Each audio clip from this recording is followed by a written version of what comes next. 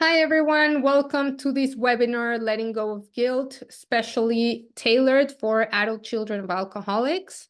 I am so happy that you're here, and I'm really eager to teach you all about letting go of guilt and some other tips that will help you in your processing of the relationship with an addict or in general in your life. I imagine that everyone here has at some point in their lives as children of alcoholics felt guilt. Some of you maybe still do. After all, that's why we're here, right? To learn how to release it and how to not let it get in the way of our well-being. So let me start by sharing a little bit about me. My name is Linda. I am from Mexico City.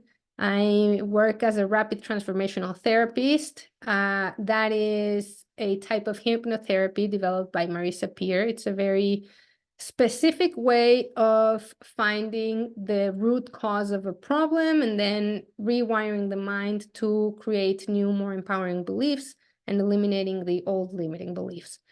I'm also working as a life coach and mindset coach, and I specialize in teaching people about their own innate superpowers, specifically the power of the mind and the power of thought.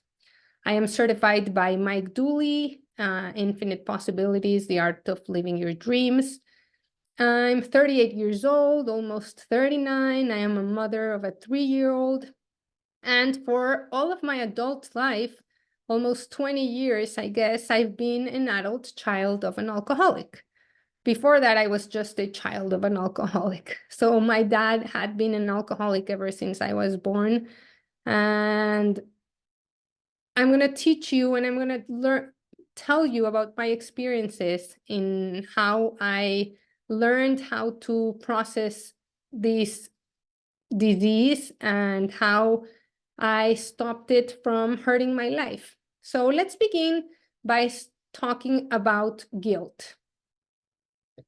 What is guilt? There are two main definitions for guilt. One is related to blame and the other one is related to remorse. So in this case, we're talking about the second one, which is a feeling of having done wrong or failed in an obligation. So please let me know in the chat box if you think you did something wrong or failed at any obligation with regards to your alcoholic parent. And what is it that you think you did, or how did you fail them?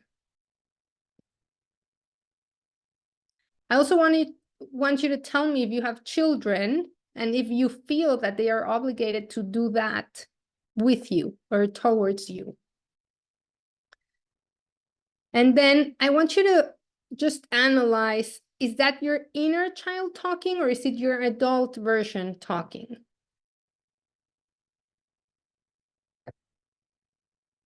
Okay, so let's talk about the three basic needs of children. According to Marisa Peer and Maslow and many other very renowned psychiatrists and psychologists and people who have really been investigating children and their needs, they come to three basic needs that every single child in the world has. And these are the most important and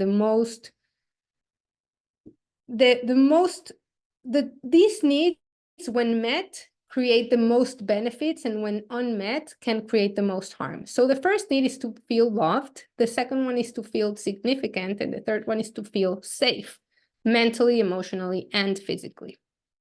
So I want you to also drop in the chat, who had those three basic needs met? Okay. Yeah, I imagine that. I didn't. And just like me, when a child doesn't have their needs met, and like many of you, they need to understand why. This allows them to function and to have certainty. So when there's not enough food at the table, the child really needs to understand why. When someone's abusive, the child wants to understand why. When parents fight, the child wants to understand why. When dad or mom drinks, the child really needs to understand why. Understanding why gives the child some sort of way to function. It just gives them a little bit of certainty and children with their limited experience in understanding, their limited experience and the limited understanding of life can't really grasp the reason of why their needs are not met. So because of this, they always make themselves the ones to blame, right? That's their only alternative. That's reasonably understandable, and that's the safest option for them. Because imagine this, imagine you're a 10-year-old child and you have an alcoholic parent and maybe a depressed parent, the other one, or an abusive parent, or any combination you can think of. And you could understand that your needs are not being met because your parents have deficiencies, because your parents are not well equipped, because they have some issues that they need to work on. And you know that you still have to be under their care for some maybe 8 more years, 10 more years, because you can't fence for yourself. You're a child, you don't know where to go, you can't work, you don't know anything about life. That would be more menacing, that would be more threatening, to know that you are under the care of people who are really unable to care for you. So then what children do is that they make it they make themselves the ones to blame, right? Their only alternative is to understand that and to reason that they are the problem. So what happens is that limiting beliefs start to appear, right? I am not enough, I am not worthy, I don't deserve love and attention, and it's my responsibility to take care of my parent. It's my fault they drink, or it's my fault that they act the way they act. And then not only do I have to parent myself, but also I have to parent them, and so on and so on. So far, does anybody have any questions? Okay. So understanding limiting beliefs. A belief is just a thought that we keep thinking over and over. We all have opinions and perceptions about things, life, love, money, success, alcoholism, parents, our roles as children, our roles as parents, as brothers, bosses, employees, whatever. So those opinions and those ideas over time become beliefs. And those beliefs live deeply rooted in our subconscious mind, whose job is to keep us safe, to avoid pain at all costs. So who here grew up feeling safe? Yeah. As children of alcoholics, I know I didn't feel safe, and many of you didn't either. And so our subconscious minds did whatever they needed to do, whatever it took to make us feel safe, to try to avoid pain. If tending to our alcoholic parent meant they were nice to us, meant they didn't yell, or they didn't get abusive, or maybe it got us attention and love, then our subconscious registered tending to addicted parents as a yes, yes, this is something we want to keep doing. If saying no to them or challenging them or talking back at them meant that we got in danger, then the subconscious registers as a no-no. Do you guys have any questions so far? Because it is really important to understand how limiting beliefs work. They're limiting for a reason, and because at some point in our lives, they were the safest option. To believe that was our safest options, was our best bet, but over time, they become what creates harm in our lives. It really becomes harmful for us. So let me talk a little bit about the rules of the mind and how the mind works. There are many different rules that govern the way our mind works. We already talked about one, which is the mind's job is to keep us safe and away from pain. So whatever kept us safe and away from pain, our mind registered as something we want to keep doing, right? Maybe it was to keep quiet, maybe it was to not be seen, maybe it was to have amazing grades at school, maybe it was to be rebellious. Whatever got us the attention that kids need and seek, that's what our mind registered as the thing we needed to do. And that turned into a limiting belief. Another one that is like that, another rule of the mind is that the mind likes what is familiar. So if you have been used to feeling guilty, then guilty is familiar to your mind and to your body. Every time you feel an emotion, your body reacts.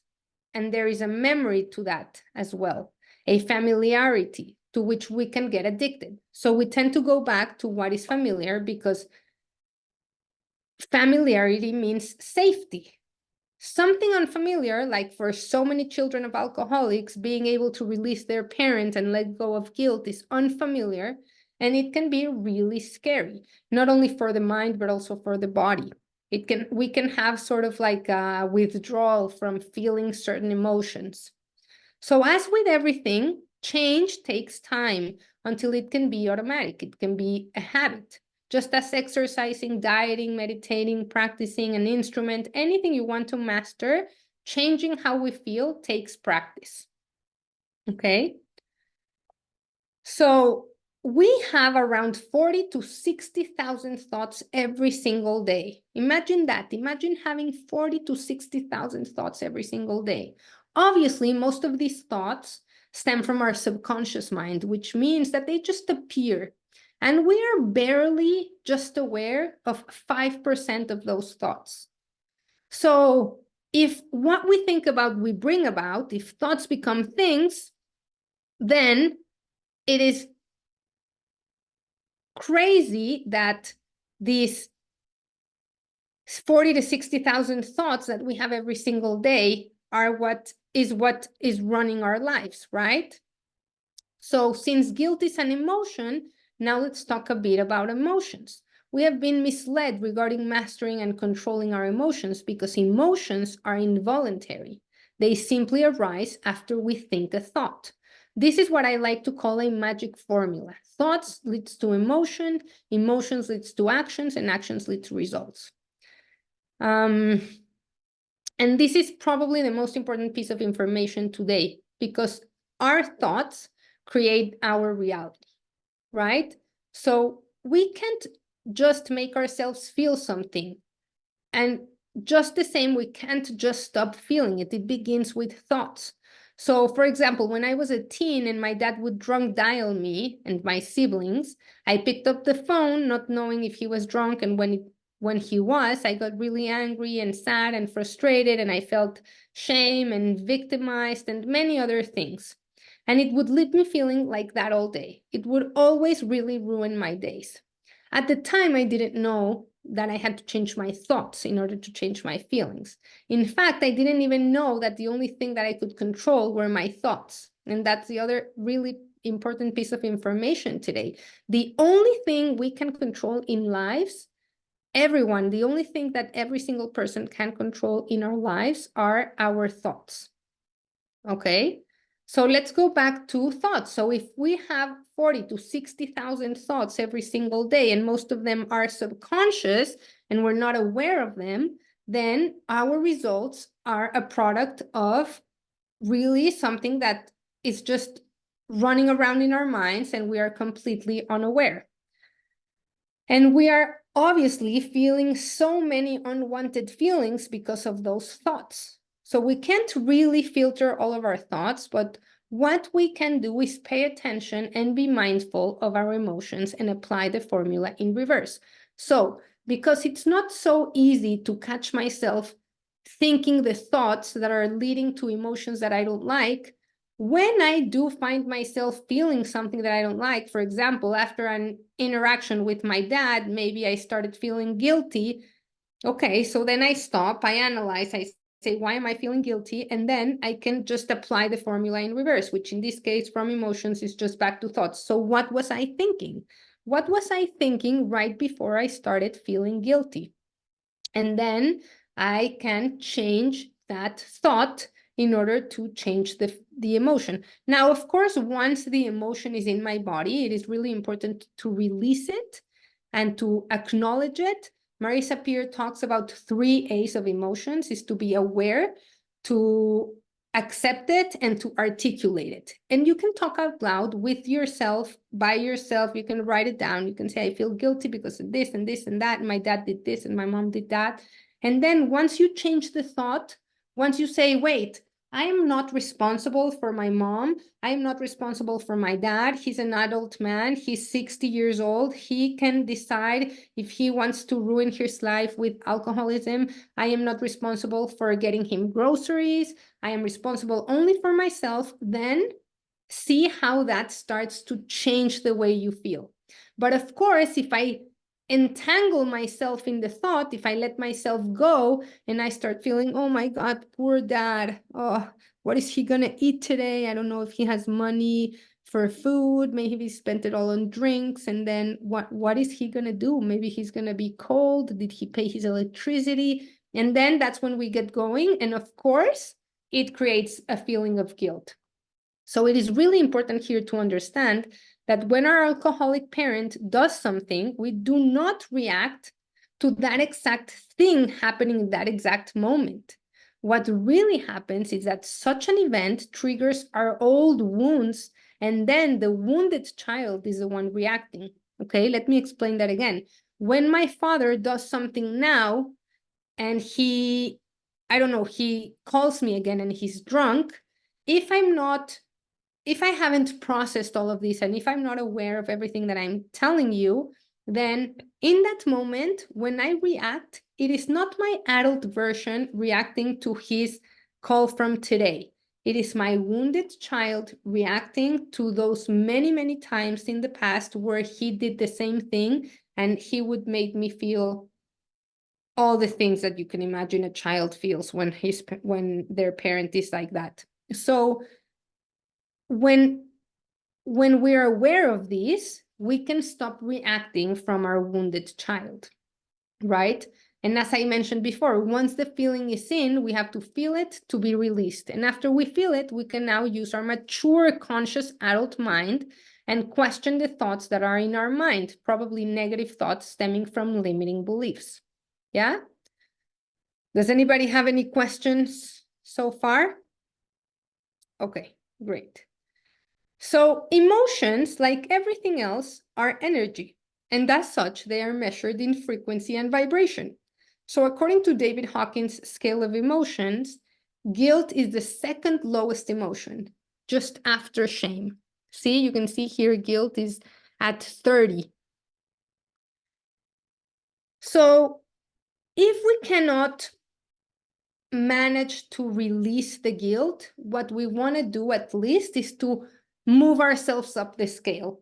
So it is easier said than done, but in this moment, it is better to be angry. It is better to feel rage or fear even than to feel guilt. So whatever you have to do to get yourself up in that scale, you have to do it. And you do it with your thoughts, okay? So now I want to talk a little bit about the personality of the addict and their strategies. And of course, there are many people here that might have other points of views because every single addict is a different world. But the general thing is that once they become addicted, everything is second to their addiction.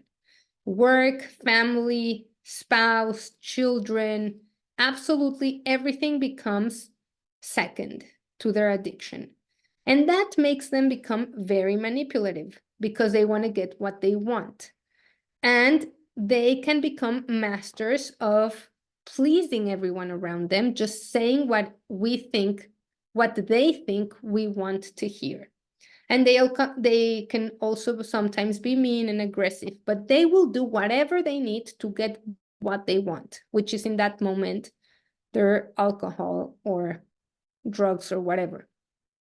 It doesn't mean that they don't feel bad or they don't feel remorse after, but they will still do it. Most addicts I know, and especially in my experience, they feel a lot of shame.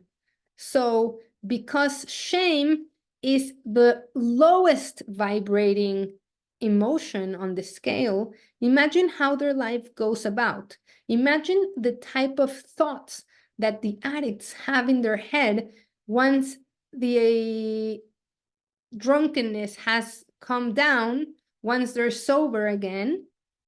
Their thoughts, their 40 to 60,000 thoughts, most of those thoughts are not going to be positive thoughts. They're going to be really negative thoughts that are going to torment them. And what happens, it just becomes a vicious cycle, because then they need to drink again so they can quiet their minds. And this is really just a vicious cycle. So because they will do whatever they need to get what they want, they just become unworthy of our trust. Okay, I know, because they're our parents, we want to trust them. We want to trust that they will be better. We want to trust that they will act differently. But the truth is that until they recover, until they rehabilitate, not only stop drinking, but really rehabilitate their minds and their personality, we will not be able to fully trust them. And that is always, always heartbreaking until you understand that and integrate it and do not take it personal. And what I mean by not taking it personal is just knowing that this is not something that they are doing specially with the intention of harming us specifically. This is something that is more powerful than them. It is bigger than them. They cannot really control it in any way, otherwise they would. And they are sick and they need help.